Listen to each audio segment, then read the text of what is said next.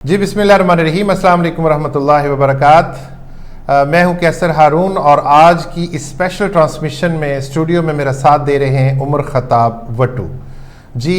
खुशामदीद कहते हैं उमर साहब आपको। और आज की एक स्पेशल ट्रांसमिशन जिसमें बड़े अरसे से, बड़े दिनों से 21 अक्टूबर 2023 का इंतज़ार था और आज एक ख़ास बात जो पाकिस्तान और बैरूनी दुनिया में पूरी तकरीबन सराउंडिंग में जितने भी हमारे कंट्रीज़ हैं, एक अहम इशू है पाकिस्तान में आज। और पाकिस्तानी सियासत के हवाले से एक अहम पेशरफ्त जिसको हम कह सकते हैं कि नवाज़ शरीफ साहब जो हैं वो वतन वापस आ रहे हैं, बल्कि आ चुके हैं। अभी जिस वक्त हम स्टूडियो में बैठे हैं तो इस वक्त तो उनका लाहौर में जो जलसा है वो भी स्टार्ट हो चुका है। तो इस हवाले से आज स्टूडियो में मेरा साथ दे रहे हैं उमर ख़त्ताब वटू। और उमर साहब, मैं आपसे ये पूछना चाहूँगा कि इतनी देर से जो इंतज़ार था नवाज़ शरीफ साहब का कि जी वो वतन वापस आएँ, और आखिरकार 4 साल बाद वो वतन वापस आज पहुंच चुके हैं और एक पुरतपाक जो इनका इस्तकबाल है, पूरे पाकिस्तान से लोग इकट्ठे होके मिलजुल के वहाँ पे उनको वेलकम करने के लिए आए हुए हैं। तो इसको किस नज़र से देखते हैं कि इतने सालों बाद नवाज़ शरीफ साहब जो है उनकी वतन वापसी जो है वो कैसे मुमकिन हुई और इस तरह क्यों हुआ? बहुत शुक्रिया कैसर साहब, आपने बड़ी अच्छी बात की और आपने जिस तरह कहा कि ये कैसे मुमकिन हुआ, तो ये एक जो हमारे अवाम हैं, जो कॉमन मैन है, जिसके जो ज़्यादा पढ़ा लिखा तबका नहीं है, जो इतना शऊर नहीं रखता, वो तो उनके लिए तो बड़ी हैरान कुन बात है कि ये कैसे हो गया कि अचानक से नवाज़ शरीफ साहब जो है वो पाकिस्तान भी आ गए हैं और जलसे और इस तरह। लेकिन जो शऊर रखते हैं, जो नज़र रखते हैं, उनको ये बात पहले मालूम थी। जब ये इम्पोर्टेड हुकूमत आई नहीं बल्कि लाई गई, उसी वक्त ये बात तय हो चुकी थी, नून लीग के साथ ये डील हो चुकी थी कि अगली दफ़ा नवाज़ शरीफ ही आएंगे और उनको वज़ीर आज़म का ओहदा भी दिया जाएगा।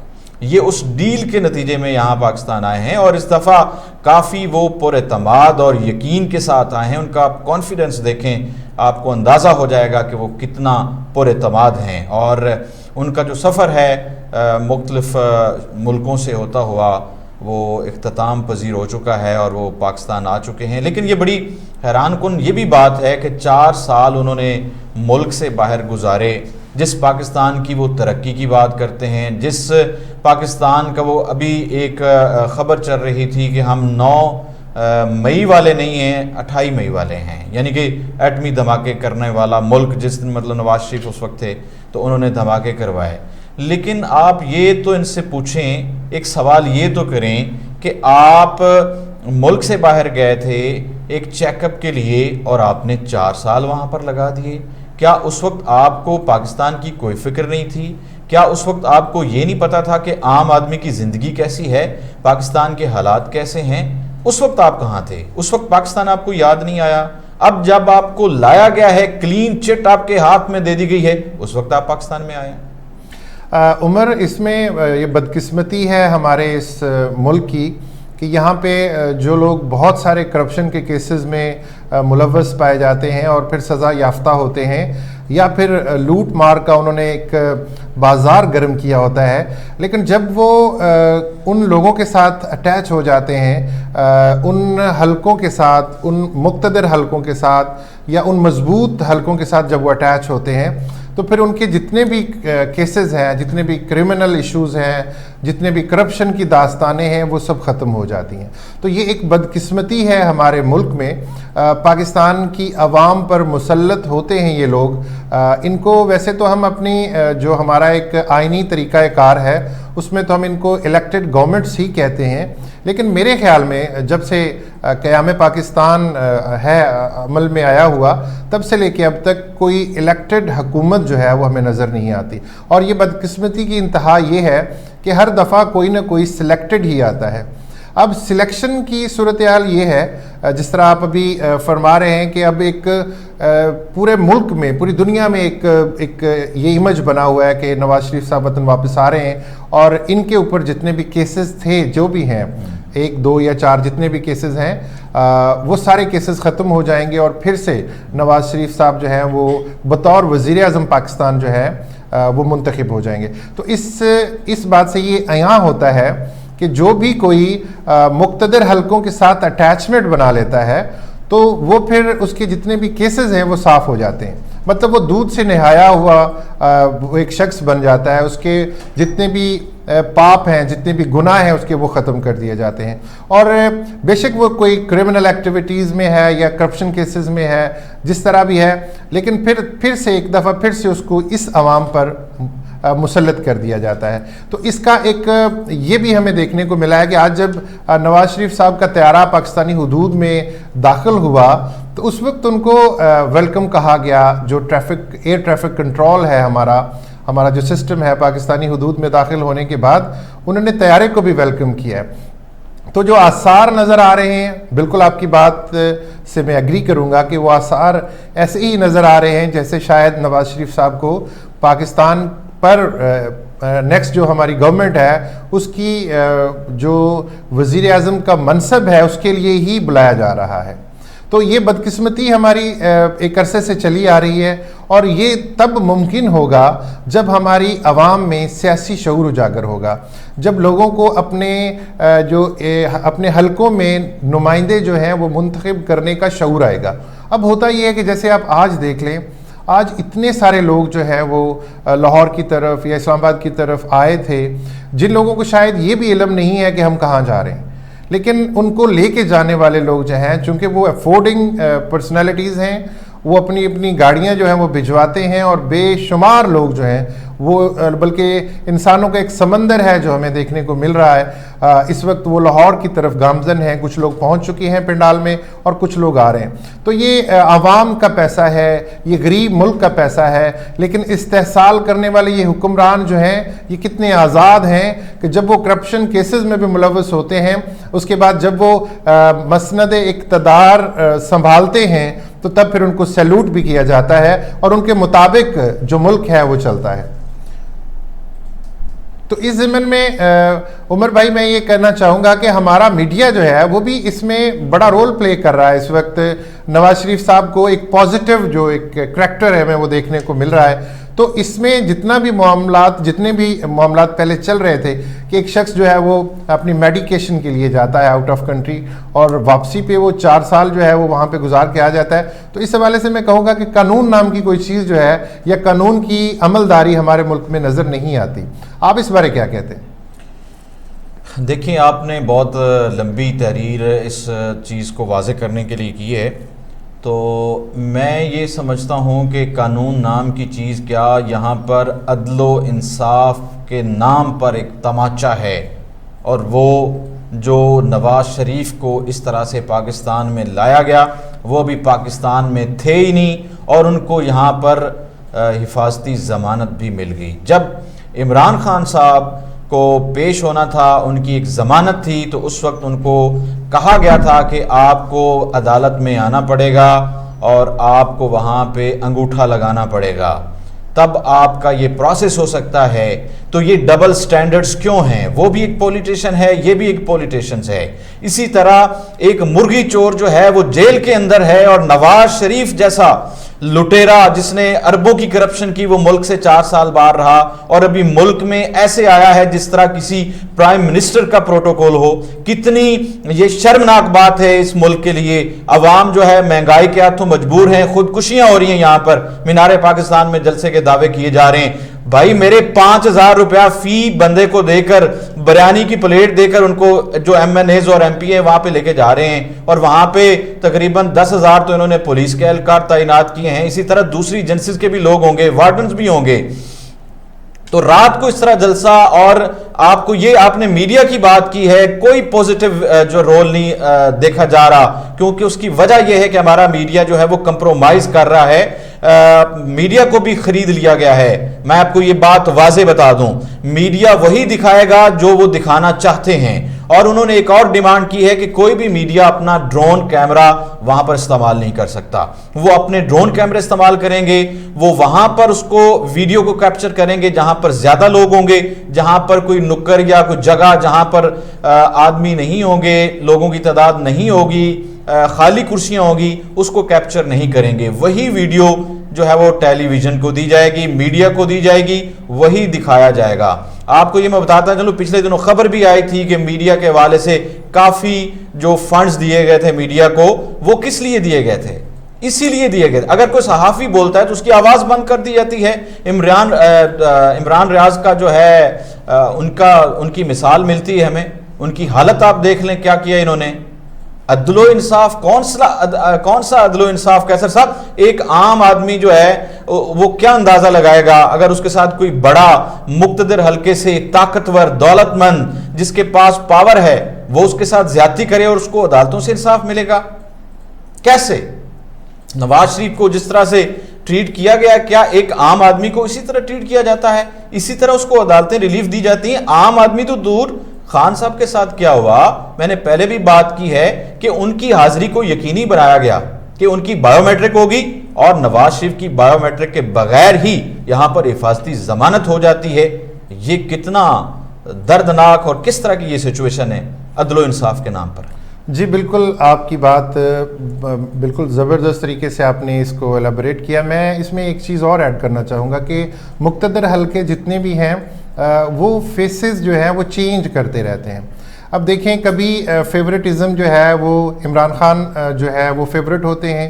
اب اگر عمران خان کی فیوریٹزم کی ہم بات کریں تو اس حساب سے میں یہ کہوں گا کہ جب کوئی کسی منصب کے لیے کسی منصب کے اہل نہیں ہوتا تو ہمارے مقتدر حلقے یا پھر ہماری جو اسٹیبلشمنٹ ہے وہ نااہل شخص کسی کو کسی مسند پر بٹھا دیتی ہے, تو پھر اس کے جو کانسیکوینسز ہیں وہ بڑے ڈیفرنٹ قسم کے سامنے آتے ہیں. تو اس حساب سے جو فیوریٹزم ہے وہ نہ صرف اسٹیبلشمنٹ کی نظر میں ہے بلکہ معذرت کے ساتھ میں کہوں گا کہ عدلیہ میں بھی جب کچھ لوگ جاتے ہیں عدالت میں ضمانت کے لیے رجوع کرتے ہیں تو وہاں پہ ان کو پروٹوکولز ملتے ہیں, وہاں پہ ان کے لیے جو ایزی میئرز ہیں جو اڈاپٹ کیے جاتے ہیں, جو کہ ایک عام شخص کو وہ فیسلٹیز میسر نہیں ہوتی.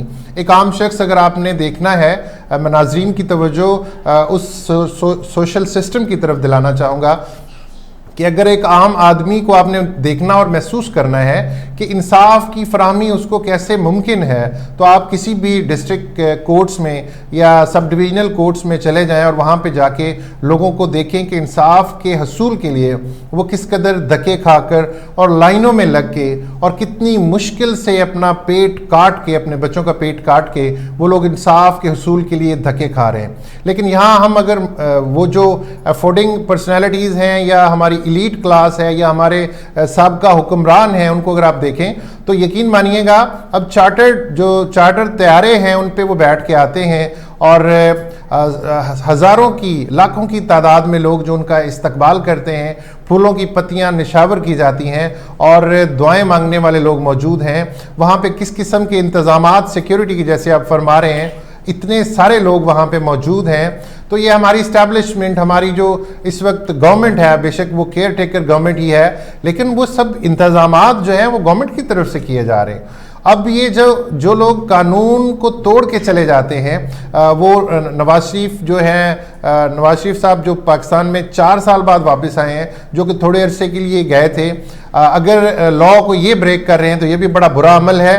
اور اگر عمران خان صاحب نے اپنی جو 3.5 سالہ حکومت کی کارکردگی میں بہت سارے نقائص چھوڑے اور بہت سارے معاملات میں انہوں نے جس طرح حکمرانی کرنی چاہیے تھی یا جس طرح انہوں نے ریاست مدینہ کی بات کی تھی, بالکل وہ ثابت نہیں کر پائے. اور وہ جو کہتا تھا شخص کہ میں اتنے کروڑ نوکریاں دوں گا اور اتنے لوگوں کو روزگار دوں گا, تو پھر 3.5 سال کی گورنمنٹ گزرنے کے بعد لوگ سڑکوں پر دھکے کھا رہے ہیں. انصاف کی تو ہم بعد میں بات کریں گے, 2 وقت کے کھانے کے لیے لوگ ترس رہے ہیں, لوگوں کو روزگار مہیا نہیں کیا گیا, اور اس طرح کے بہت سارے نقائص جو ہیں وہ ہمیں دیکھنے کو ملتے ہیں. اور سب سے بڑی بات, جس طرح آپ نے بھی کہا کہ ہمارے جو میڈیا کے بھائی ہیں وہ بھی اوریجنل باتیں نہیں کرتے کہ ان کی آوازیں دبا دی جاتی ہیں.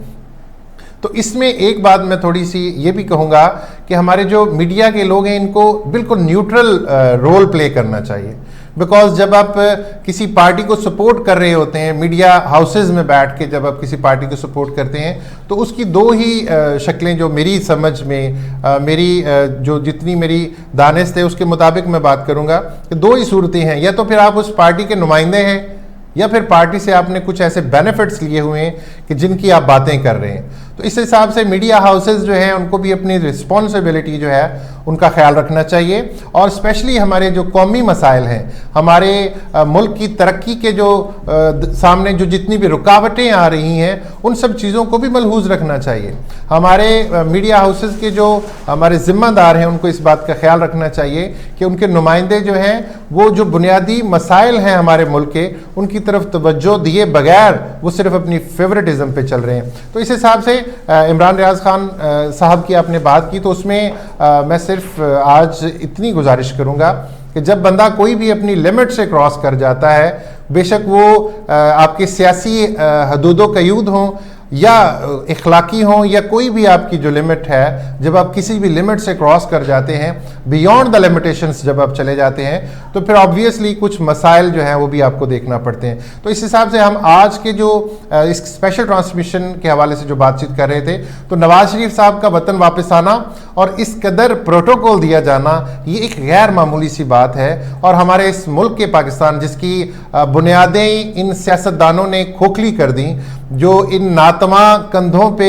اپنی ذات کا بوجھ اٹھانے کا وزن نہیں ہے پاکستانی عوام میں, تو ان کے کندھوں پر اتنے بڑے بڑے محلات جو تعمیر ہو گئے, تو یہ سب کچھ ہمارے اس ملک کی جو ہماری عوام ہے اس کے اوپر ایک بوجھ ہے, جس کی وجہ سے ایک عام آدمی آج اپنے بچوں کو 2 وقت کا کھانا جو ہے وہ بھی مہیا کرنے سے قاصر ہے. تو اس حساب سے آج کے یہ جو پروٹوکول ہے اس کو دیکھنے میں ایسے فیل ہوتا ہے کہ جیسے کوئی بادشاہ سلامت تشریف لے آ رہے ہیں. اور اگر ہم بات کریں سیاسی لوگوں کی, تو سیاسی لوگ تو صرف 4 سے 5 سال کے لیے انہوں نے اقتدار کے مزے لوٹنے ہوتے ہیں اور پھر وہ وہاں سے غائب ہو جاتے ہیں, سین سے ہٹ جاتے ہیں, سین سے آؤٹ ہو جاتے ہیں, اور اپنی جب باری ان کی دوبارہ واپس آنے کی آتی ہے تو پھر سے وہ واپس تشریف لے آتے ہیں.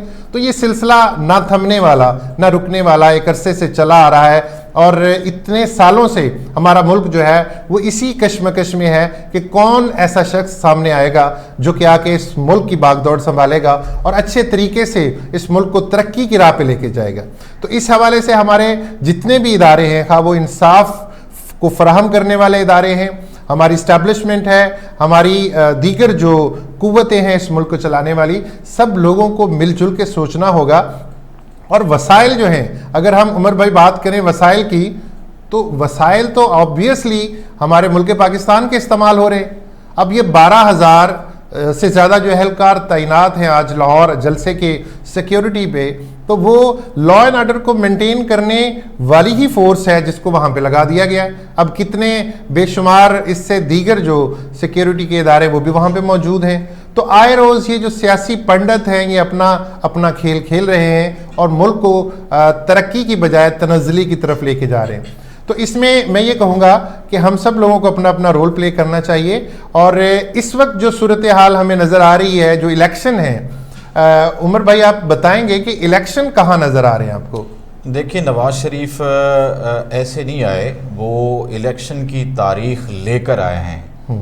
اگر الیکشن لیٹ ہوتے تو کبھی بھی نواز شریف پاکستان نہ آتے. جی بالکل. اور میں نے آپ کو پہلے بھی بتایا ہے کہ وہ یہاں پر وزیر اعظم بننے آئے ہیں, یا وہ یہاں پر جیل میں جانے کے لیے نہیں آئے. جی جی, یہ آپ کو میں واضح بتا دوں, وہ یہاں پر جیل میں رہنے کے لیے نہیں آئے, وہ یہاں پر چوتھی بار وزیر اعظم بننے آئے ہیں. یہاں پہ اصل میں مسئلہ یہ ہے کہ ڈبل سٹینڈرڈ آف جسٹس ہے. جی بالکل. ہمارے ہاں کہ ایک عام آدمی کے لیے انصاف جسٹس اور ہے, اور جو مقتدر حلقے ہیں ان کے لیے اور ہے. جب تک یہ اس طرح کا رول آف لا ہوگا تب تک کوئی بھی سوسائٹی جو ہے وہ ترقی نہیں کر سکتی. اس معاشرے میں بگاڑ ہی رہے گا, مایوسی ہوگی. آپ دیکھیں کہ آج کل لوگ جو ہے پاکستان میں ہر دوسرا بندہ وہ ویزے کے پیچھے لگا ہوا ہے کہ کسی طرح سے ان کو کوئی ویزا مل جائے, کسی بھی کنٹری کا مل جائے تو وہ پاکستان سے باہر جا سکیں. یہ یہ سوال بنتا ہے مسلم لیگ نون سے, نواز شریف سے, کہ کیا آپ نے دہائیوں یہاں پہ ملک پہ حکومت کی؟ خان صاحب نے تو چلو 3.5 سال حکومت کی. آپ نے کون سا اس ملک میں دودھ کی جو ہے وہ نہریں بہا دی ہیں, یا یہاں پہ لوگوں کو ان کا مستقبل دیا ہے, یا ان کی کون سی آپ نے انڈسٹری میں کوئی کام کیا ہے کہ کوئی قابل تعریف ہو, سوائے موٹر وے کے پکیاں سڑکیں آپ نے پکی سڑکیں بنائی ہیں, اس کے علاوہ کون سا کام کیا ہے آپ نے؟ جو مطلب یہ شعر آیا ووٹ کو عزت دو، کون سی عزت آپ نے ووٹ کو دی ہے؟ ایک آپ دیکھیں نواز شریف صاحب جب مطلب پاکستان باہر نہیں گئے تھے، اس سے پہلے ان کے بیانات دیکھیں، فوج کے خلاف، اسٹیبلشمنٹ کے خلاف، جرنیلوں کے خلاف. اب وہی فوج اچھی ہے، تب بری تھی، ٹھیک ہے. تو اب مطلب یہ کہتے ہیں کہ جناب ہم 9 مئی کے واقعات کی مذمت کرتے ہیں اور ہمارا وطن پاکستان ہے اور ہماری اسٹیبلشمنٹ جو ہے وہ ملک کے دفاع کے لیے ہے. بالکل دفاع کے لیے ہے، لیکن یہ دوہرا معیار کیوں ہے کہ جب آپ کا فائدہ ہوتا ہے تو آپ سینے سے لگا لیتے ہیں، جب آپ کا فائدہ نہیں ہوتا یا آپ کا احتساب ہو رہا ہوتا ہے اس وقت آپ کہتے ہیں کہ اسٹیبلشمنٹ بری ہے. لیکن اسٹیبلشمنٹ یا فوج ہر وقت اچھی ہونی چاہیے، ہر وقت اس کو یہی کنسیڈر کرنا چاہیے کیونکہ وہ ملک کا دفاع کرتی ہے، نہ کہ اپنے مفاد کے لیے. اپنے مفاد کو سائڈ پہ رکھیں. میں یہ گزارش کرتا ہوں کہ آپ جتنی بھی پارٹیز ہیں، چاہے پی ٹی آئی ہے، مسلم لیگ نون ہے، خدارا اپنے مفادات کو سائڈ پہ رکھیں. ملک کی خاطر کچھ کر سکتے ہیں تو عوام کو دکھائیں. عوام کو صرف 2 وقت کی روٹی چاہیے اور مہنگائی سے چھٹکارا چاہیے. اصل میں عمر بھائی اس میں ایک چیز میں یہ ایڈ کرتا چلوں کہ پولیٹیکل پارٹیز جتنی بھی ہیں، کہ ہمیں پاکستان سے لے کے اب تک جتنے بھی لوگ سیاست میں ہمارے حکمران بنے ہیں، سیاست ظاہر سی بات ہے پولیٹیکل پارٹیز نے ہی آ کے حکمرانی کرنی ہے، تو ہر پارٹی جو ہے وہ اپنی اپنی جگہ پر اپنے اپنے مفاد کے لیے کوشاں ہے.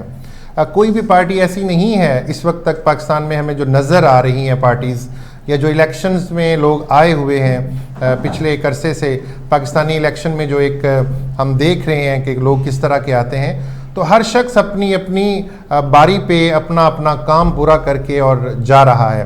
تو ملک پاکستان اپنی اسی جگہ پر کھڑا ہے. اب یہ اللہ رب العزت کی کرم نوازی ہے کہ اللہ کے نام پر قائم ہونے والی جو سلطنت ہے، میرے اللہ نے اس کو قائم اور دائم رکھا ہے.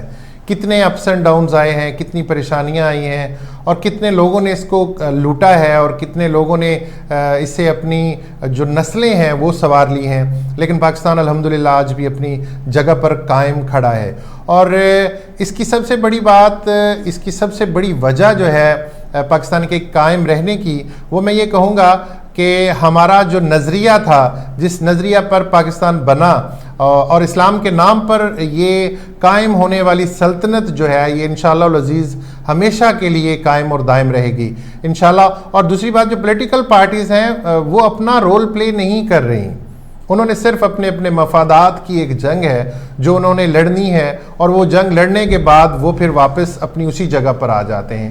اب جب ہم بات کرتے ہیں اسٹیبلشمنٹ اور فیورٹزم کی، تو اسٹیبلشمنٹ جب پازیٹیو رول پلے کرتی ہے تو وہ سب کو بری لگتی ہے. اسٹیبلشمنٹ اگر نیگیٹیوٹی میں آ جائے یا کسی کی سپورٹ میں آ جائے یا کسی کے جو ایلیگل ایشوز ہیں ان کو دیکھنا شروع کر دے، تو اس حساب سے پھر ہم کہتے ہیں کہ جی یہ تو غلط ہو گیا. اب فوج کا ایک اپنا کردار ہے، عدلیہ کا ایک اپنا کردار ہے، پولیٹیکل پارٹیز جو ہیں ان کا ایک اپنا معیار ہونا چاہیے، ان کا ایک اپنا کردار ہونا چاہیے. لیکن ماضی میں ہم نے دیکھا ہے کہ ہمارے حکمران خود سے، مطلب کچھ لوگ تو ایسے ہیں، موسٹلی ہماری جتنی بھی الیکٹڈ گورنمنٹس ماضی میں گزری ہیں، اگر دیکھا جائے تو وہ اسٹیبلشمنٹ کے کندھوں پر چل کے آئی ہیں. اب اگر کوئی ایسی پولیٹیکل پارٹیز ہے جو سوسائٹی میں انہوں نے کام کیا ہے اور پالیٹکس اپنی صحیح طریقے سے، جس کو ہم بولتے ہیں منجھے ہوئے سیاستدان تھے، یا جنہوں نے اس طرف سے آنے کی کوشش کی ہے، سیاستدان بن کے وہ آئے ہیں لیکن پھر بھی ان کو اسٹیبلشمنٹ کا سہارا لینا پڑا، تو یہ بھی ایک پرابلم ہے. اس میں ہم یہ دیکھیں کہ اگر ہر آنے والی پولیٹیکل پارٹی جو ہے وہ اپنا پازیٹیو رول پلے کرتی ہے اور اس میں نیگیٹیوٹی نہیں ہے، وہ پازیٹیو طریقے کے ساتھ اپنے ملک کی خدمت کرتی ہے، اپنے اداروں کی خدمت کرتی ہے، تو میرا خیال ہے کہ کسی کو حکمرانی تک پہنچنے کے لیے کسی اسٹیبلشمنٹ کی یا کسی سہارے کی ضرورت نہیں ہوتی. لیکن بدقسمتی یہ ہے کہ ہمارے اندر جو ہے وہ اتنے سارے لوپ ہولز ہیں کہ ہم اپنے آپ کو بچانے کے لیے، اپنے کرپشن کے کیسز کو چھپانے کے لیے ہم اسٹیبلشمنٹ کا سہارا بھی لیتے ہیں، اور ہم اس کے علاوہ جو دیگر ہمارے مقتدر حلقے ہیں ان کا سہارا بھی لیا جاتا ہے. تو اس طرح یہ باری باری کا کھیل ہے، یہ تمام پولیٹیکل پارٹیز جو ہیں وہ چلا رہی ہیں. آج نون لیگ جو ہے وہ برسر اقتدار میں آنے کی خوشیاں منا رہی ہے، تو کل کو پیپلز پارٹی جو ہے وہ فرنٹ پہ آ جائے گی. اور پاکستان تحریک انصاف آلریڈی اس وقت زیر عتاب ہے, اور زیر عتاب ہونے کی وجوہات بھی کچھ اس طرح کی ہیں جو میری سمجھ میں آتا ہے کہ پاکستان پیپلز پارٹی اور PMLN جو ہے یہ دو یہ ایسے آپشن تھے عوام کے پاس کہ ایک دفعہ اگر نون لیگ آ جاتی ہے تو دوسری دفعہ پیپلز پارٹی آ جاتی ہے.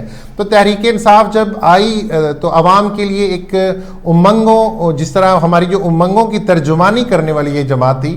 لیکن افسوس کی بات, افسوس کے ساتھ میں یہ کہنا چاہوں گا کہ 3.5 سالہ گورنمنٹ میں یہ بھی ہماری امنگوں کی ترجمانی جو ہے وہ اچھے طریقے سے نہیں کر سکے. تو اس حساب سے جو دوہرا معیار ہے, جو لا اینڈ آرڈر کی سچویشن ہے, یا جو قانون اور انصاف کی فراہمی کی اگر ہم بات کرتے ہیں, یا دوہرے معیار کی ہم بات کرتے ہیں, تو اس طرح کے بے شمار مسائل اور معاملات ہیں جن میں ہمارا ملک پاکستان, ہمارا وطن عزیز گرا ہوا ہے. اور اس وقت اگر میں یہ کہوں گا, یہ قبل از وقت بھی نہیں ہے یہ بات, اور یہ ٹو دی پوائنٹ میں ایک توجہ دلانا چاہتا ہوں اپنے ناظرین کی اس طرف کہ ہمیں آج سمجھ جانا چاہیے, ہمیں اپنے ہوش کے ناخن لینے چاہیے. ہم پتہ نہیں کیوں نہیں سمجھتے. اب مارکیٹ میں چلے جائیں, کہیں بھی چلے جائیں, تو آپ کو 2 یا 3 پارٹیز کے لوگ آمنے سامنے ایک دوسرے سے لڑائی جھگڑا کرتے ہوئے یا گتھم گتھا ہوتے ہوئے نظر آئیں گے. تو یہ کیا ہے؟